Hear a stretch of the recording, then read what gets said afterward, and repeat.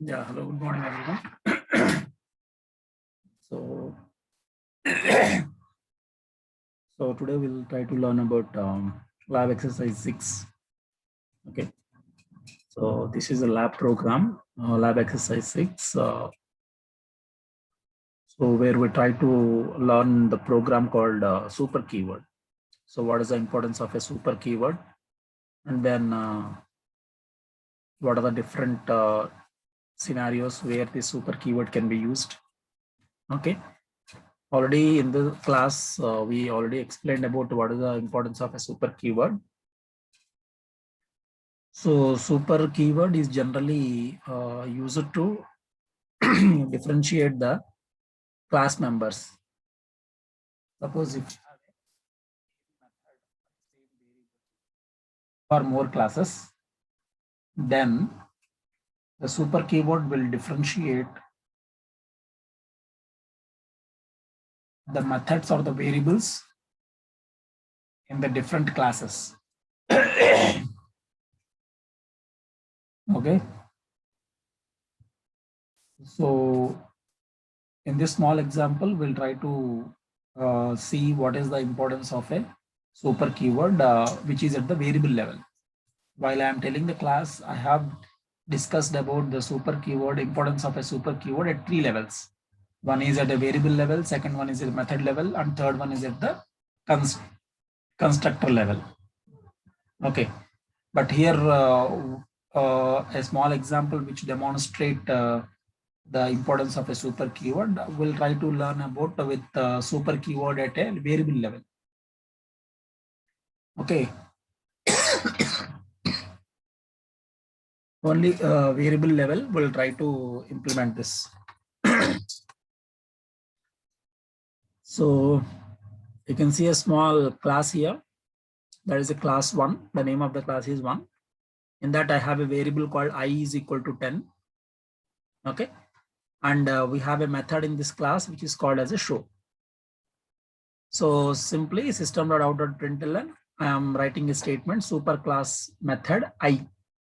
That means this is called as a super class. And this class is called as a derived class or a subclass. Okay. So we can call it in both the ways. The names of the classes is, this can be called as a base class. This is a derived class. Or otherwise we can call it as a super class and a subclass. Okay, like that we can call with different names. Okay, so here I'll refer this upper class as a super class and the lower class as a subclass. Okay, so what I am telling you is we have a class called 1. The name of the class is 1. And in that I have a variable I is equal to 10. Now I have a method in this class which is called as the show. So what I am printing in this method is simply super class method I. The variable of I am trying to print here. Okay, which we generally understand it is a 10. So the I variable here it is 10. Okay, now I am writing a subclass, which is the name of the subclass is 2, which extends 1. That means it will inherit the upper class, that super class. Okay, now here I am declaring a variable I is equal to 20 in this class 2. So the same variable I, here we have the value 10 and here we have the value 20. Okay, now I am writing again a method called void show, the same method like above. Then in that I am displaying the value I. Okay, so whenever I display this value I, it will refer to 20 because this I is referring to within this class. So the I value is 20 here. Now I am calling super.show.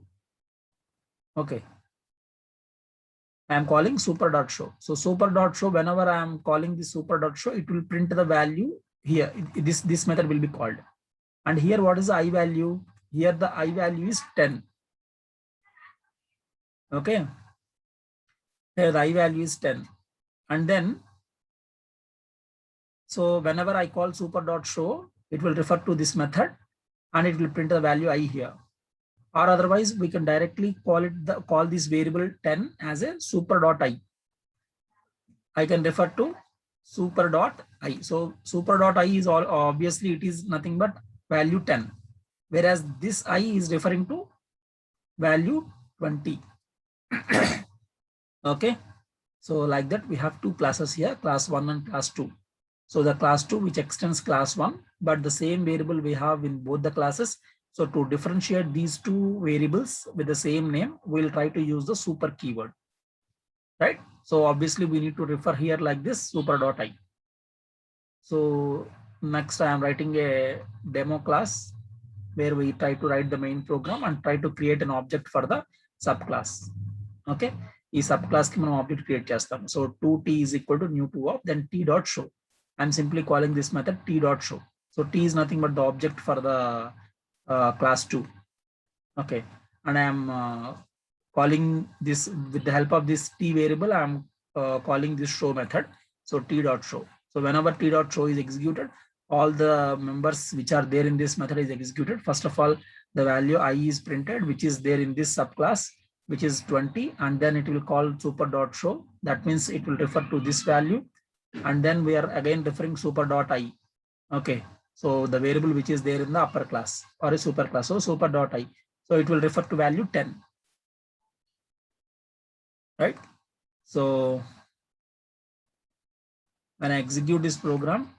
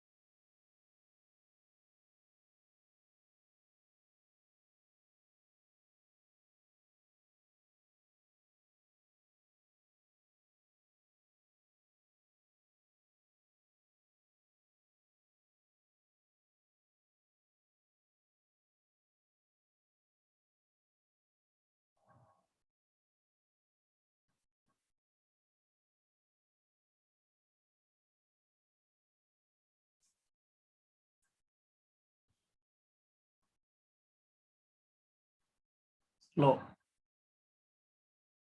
Type करके घंटा हुआ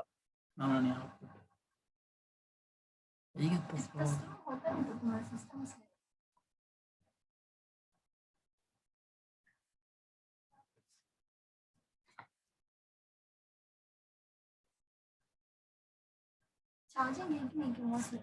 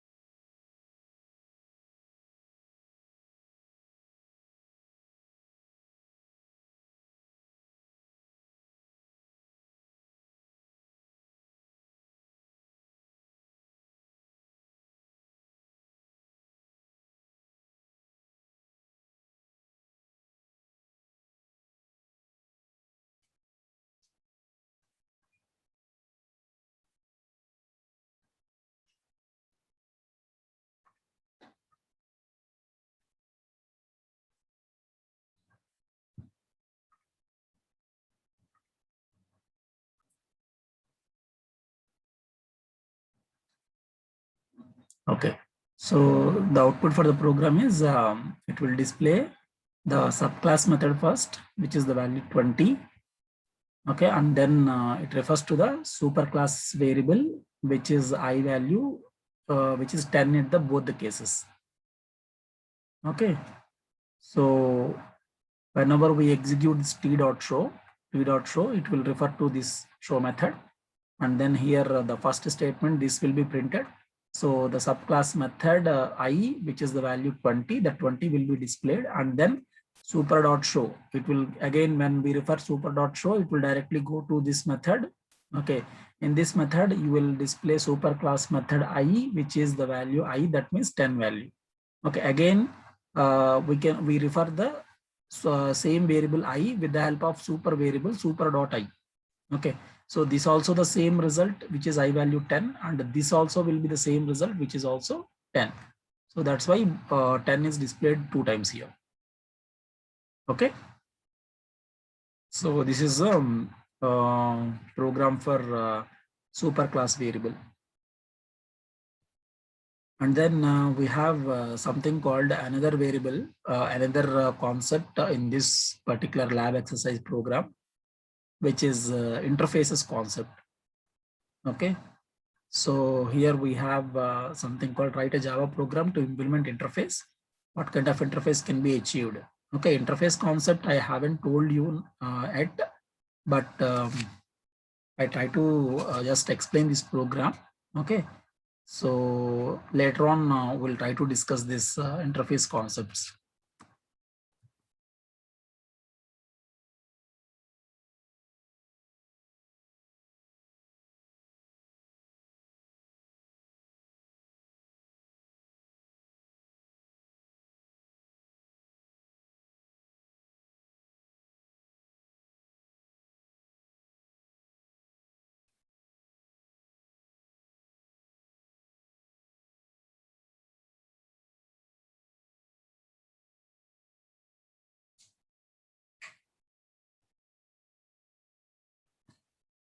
Okay, once I'll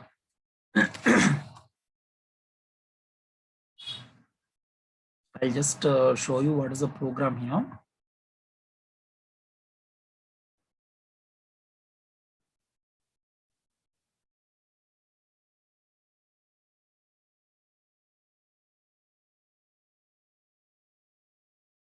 Right. So interface is nothing but it is a collection of abstract methods. Okay, it is a collection of abstract classes and abstract methods. So what is an interface is it contains classes and methods also. We can have any number of classes, but the classes here is it doesn't the classes in that abstract class, that means interface is nothing but it contains an abstract classes and abstract methods. Okay, so what is the meaning of that abstract classes and abstract method is we can have a defined methods and undefined methods in a particular class, which is called as an abstract class. Okay, and what is an abstract method is something like you don't have any body for that method. We can implement that body later on.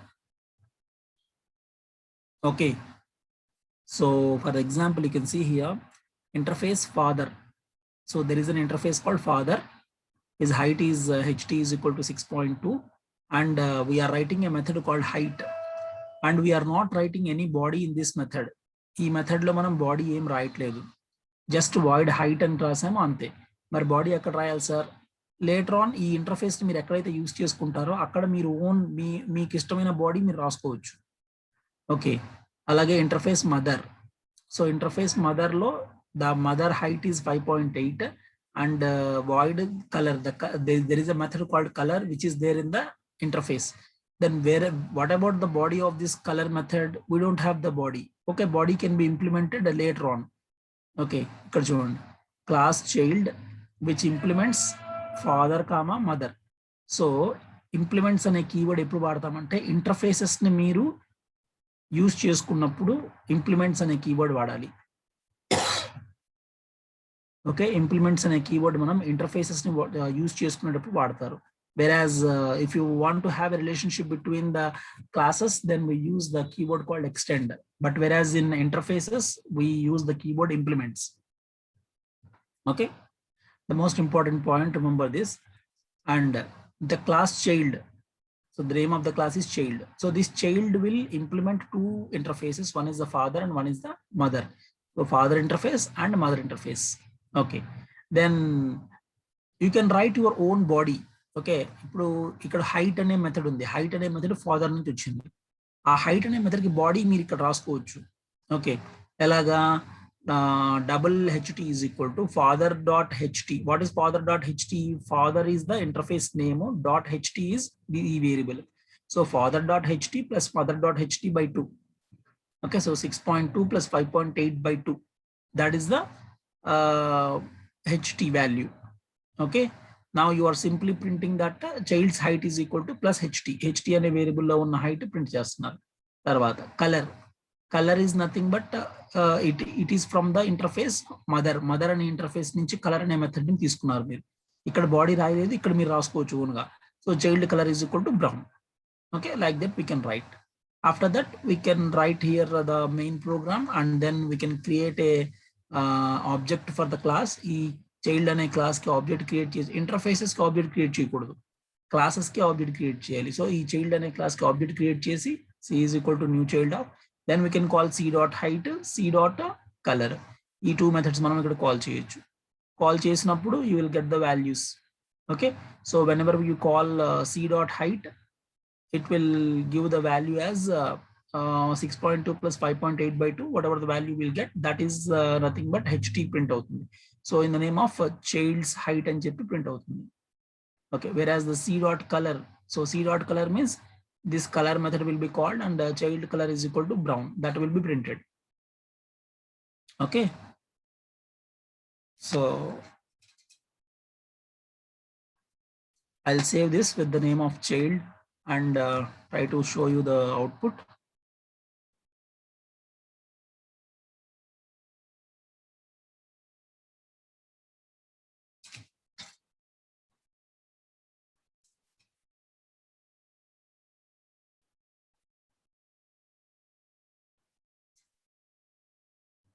Okay, you just practice this because system is having some problem and it is taking too much time to execute the programs.